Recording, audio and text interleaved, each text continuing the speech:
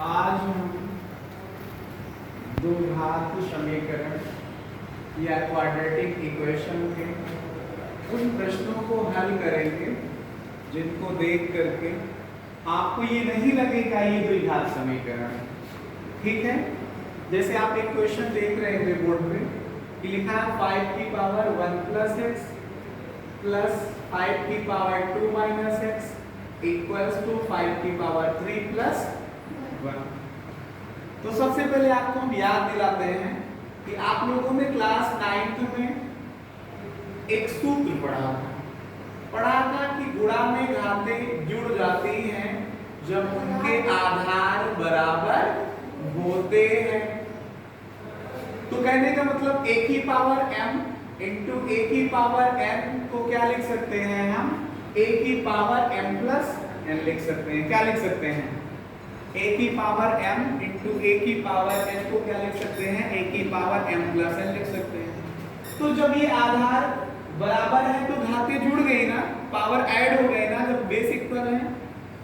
जब जरूरत पड़े, अगर आपको जरूरत पड़े इनकी पावर को ब्रेक करने का, तो कैसे ब्रेक करेंगे कि इसकी वैल्यू जो है इसके बराबर है, इक्वल है, ऐसे ब्रेक कर सकते हैं। तो इसी ब्रेक करने के तरीके को अपना करके हम इस क्वेश्चन को सॉल्व करने जा रहे हैं। क्या लिखेंगे हम इसे ब्रेक करके पावर को 1 प्लस एक्स को 5 की पावर 1 इंटू 5 की पावर एक्स, 5 की पावर 1 इंटू 5 की पावर एक्स प्लस 5 की पावर 2 इंटू 5 की power minus x, minus x है यहाँ, इक्वल्स टू 5 की पावर 3, 5 की पावर 3 का मतलब आपको पता है 5 इंटू 5 इंटू 5, 5 को 3 बार गुणा करो, 5 गुणे 5 गुणे 5, 5 पचे 25, पंचे 125। तो ये 5 की पावर 3 कितना हो जाएगा 125, और प्लस कितना है ये 1। तो 5 की पावर 1 को अब आगे से सॉल्व करेंगे, क्या आएगा 5 इंटू कितना 5 की पावर x प्लस 5 की पावर 2 को क्या लिखोगे 25 इंटू 5 की पावर क्या है माइनस x। इसको अगर आप ऐड करेंगे 125 में 1 ऐड करेंगे तो 126 आएगा। अभी भी आपको ये देखने पे कहीं लग रहा है कि क्वाड्रेटिक इक्वेशन है? क्या किसी की पावर 2 आपको दिख रही है? क्या इसकी डिग्री 2 दिख रही है? नहीं दिख रही है। तो इसको कन्वर्ट करना पड़ेगा। ये डायरेक्ट क्वेश्चन नहीं दिखाई पड़ेगा कि क्वाड्रेटिक इक्वेशन, ये क्वाड्रेटिक इक्वेशन या द्विघात समीकरण का रिड्यूसिबल फॉर्म है, मतलब परिवर्तित रूप है, मतलब उस फॉर्मेट या रूप में आपको बदलना पड़ेगा, कन्वर्ट करना पड़ेगा। ठीक है, जब आप बदलोगे तो इसको लिखोगे 5 इंटू 5 की पावर x प्लस 25 इंटू, आपने क्लास 9th में एक फार्मूला और पढ़ा था, अगर 1/a की पावर n लिखना है मान लो, तो इसको a की पावर में माइनस n लिख सकते हैं। मतलब ये कि किसी नंबर को अगर न्यूमरेटर से डिनोमिनेटर या डिनोमिनेटर से न्यूमरेटर में ले जाएंगे तो इसकी पावर का साइन क्या होता है, चेंज हो जाता है, मतलब प्लस पावर से माइनस पावर में बदल जाता है और माइनस पावर प्लस पावर में। तो कितना आ जाएगा यहाँ, अगर हम इसको डिनोमिनेटर या हर में ले जाएं तो इसकी पावर का निशान बदल गया। यहाँ पे कितना आया 126। फिर हमने आपको बताया था कि क्वाड्रेटिक इक्वेशन जब डायरेक्ट नहीं दिखाई पड़ती तो उस केस में करते क्या है, हम देखते हैं कि कौन सा ऐसा नंबर है जो ज्यादा स्थानों पे कॉमन दिख रहा।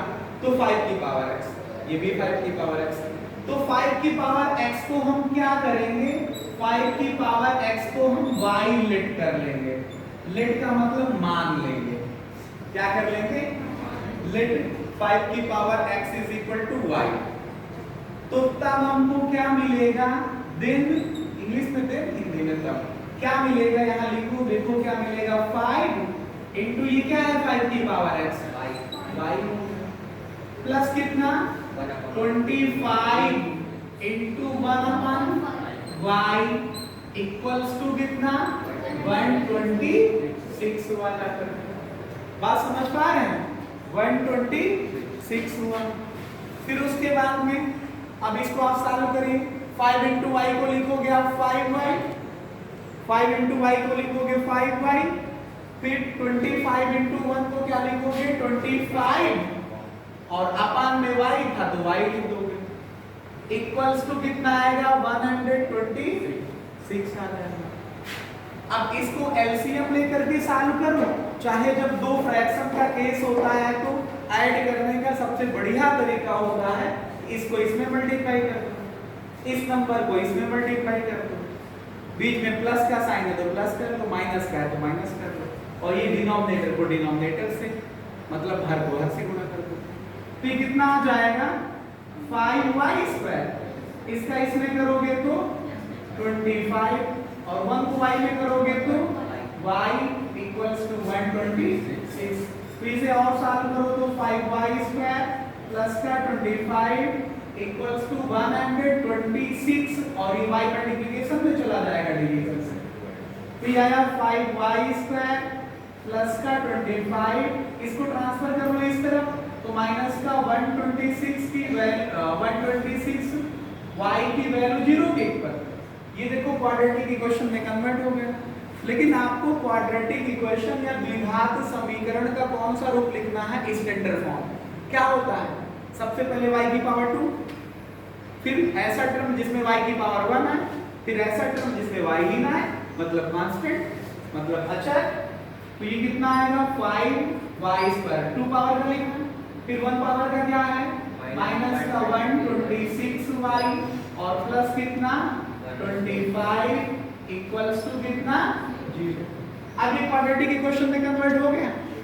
हमने कहा तो आप जब इस क्वेश्चन को यहाँ पे देख रहे थे तो क्या ऐसा कुछ दिखा था कि द्विघात समीकरण है या क्वाड्रेटिक इक्वेशन, ऐसा कुछ नहीं दिखा, लेकिन अंततः मैंने इसको द्विघात समीकरण में परिवर्तित कर दिया या कन्वर्ट कर दिया। अब इसको जब हमने क्वाड्रेटिक इक्वेशन में कन्वर्ट किया तो फिर आप क्या करेंगे, इसको सॉल्व कर सकते हैं, यहां से y की वैल्यू को निकाल सकते हैं।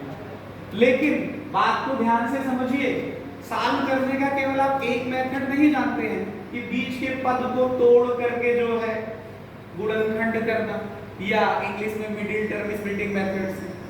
दूसरा एक तरीका और भी जानते हैं आप, श्रीधर आचार्य जी का सूत्र क्वाड्रेटिक फार्मूला। क्या होता है, अगर y के कोफिशिएंट को y² के कोफिशिएंट को a कहें, y के कोफिशिएंट को b कहें, और ये कांस्टेंट टर्म को c कहें, तो जानते हो y बराबर माइनस का b plus minus under root b² minus 4ac total upon 2a होता है। तो यहाँ पे हम उसी फार्मूले का यूज कर रहे हैं। कौन सा फार्मूला, श्रीधराचार्य जी का सूत्र जो है या फार्मूला क्या है, पहले फार्मूला लिखिए, y इज इक्वल्स टू कितना माइनस का b plus minus under root b² minus 4ac और टोटल अपान 2a होगा। अब यहाँ पे वैल्यू पुट करें आप लोग, ये माइनस b की वैल्यू क्या है, माइनस का 126 plus minus under root b² 126 का स्क्वायर माइनस 4, a की वैल्यू क्या है इंटू 5 इंटू c की वैल्यू क्या है 25 अपान टोटल अपान कितना 2, a की वैल्यू क्या है 5। तो जब आप इसे सॉल्व करोगे तो माइनस माइनस प्लस 126 आ जाएगा, प्लस माइनस माइनस 126 का आप लोग स्क्वायर करिए, माइनस 126 का स्क्वायर करिए, मल्टीप्लाई करिए, माइनस 126 का स्क्वायर करिए, मल्टीप्लिकेशन करिए, तो आया कितना 15876। बोलो कितना आया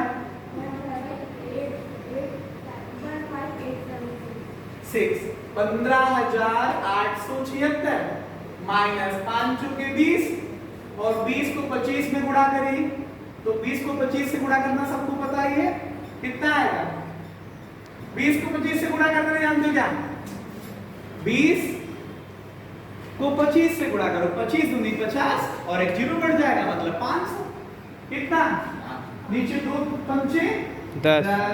तो ये कितना आया 126 प्लस माइनस अंडर रूट 15,876 से 500 376। तो 376 आ जाएगा 15,376 बटे 10। अब 15,376 का आपको वर्गमूल निकालना पड़ेगा। 15,376 का वर्गमूल निकालना पड़ेगा। आपको पता है इसका वर्गमूल कितना है? आप लोग निकाल करके देखिए। ये आपके पास आएगा कितना 126 प्लस माइनस, इसको वर्गमूल को चेक करिए निकाल करके, भाग विधि से निकालिए, लॉन्ग डिवीजन मेथड से कन्वर्ट करिए, निकाल के देखिए 124 आएगा क्या? 124 आएगा क्या? पाउज हो सकता है, रुक सकता है, रुक 376 बटे 10। अब जब आप लोगों ने 15,376 मतलब 15,376 का अंडर रूट निकाला तो आया 124 अपान में कितना 10। तो जब ये y की वैल्यू कितनी आ गई, एक बार आप प्लस का साइन लोगे, एक बार क्या लोगे माइनस का साइन। जब आप इसमें प्लस का साइन लोगे जाकर के तो आएगा 126 प्लस 124 अपान 10। जब आप माइनस का साइन लोगे तो आएगा 126 माइनस 124 अपान में कितना 10।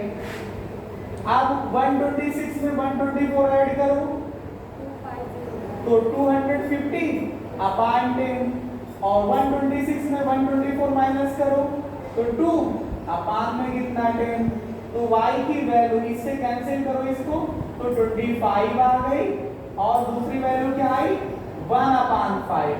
y की कौन कौन सी दो वैल्यू आई 25 आ गई और 1/5 आ गया। इसका आप जब आप लोगों ने इसे नोट डाउन कर लिया होगा, बोलो किया है नोट डाउन? नहीं किया?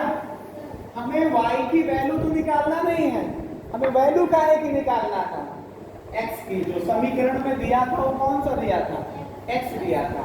तो हमको y की वैल्यू तो मैंने अपनी सुविधा के लिए समीकरण को जो है द्विघात में परिवर्तित करने के लिए किया था ना, बोलो। यस तो सर। इसका केस फर्स्ट हल करो। केस फर्स्ट में क्या कि जब y की वैल्यू कितनी है 25, हिंदी में जब, इंग्लिश में when।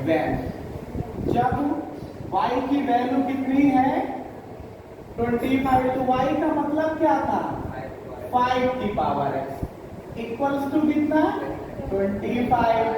तो 5 की पावर x आपको पता है ये वैल्यू तब निकाल सकते हो जब इन दोनों के बेस इक्वल हो, मतलब बराबर हो। तो 25 को क्या लिख सकते हो 5 बेस पे कितनी पावर लगाओगे 2। तो ये दोनों संख्याएं आपस में बराबर, तो ये तब बराबर हो सकती है क्योंकि दोनों के बेस बराबर है तो दोनों की पावर भी बराबर होंगी। तो x की वैल्यू कितनी आ जाएगी 2। एक x का मान निकाल आया। केस दूसरा हल करो। क्या जब या व्हेन y की वैल्यू कितनी है 1/5, y की वैल्यू रखो 5 की पावर x इक्वल्स टू 1/5।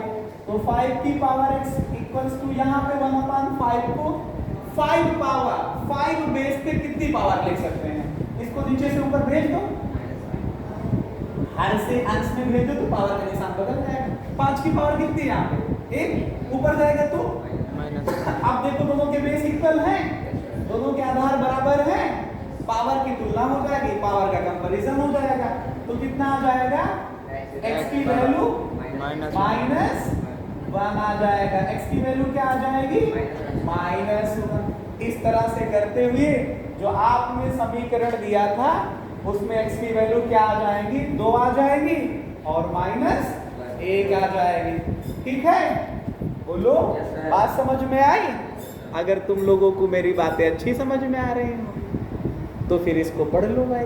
और अच्छे से पढ़ो, ठीक है।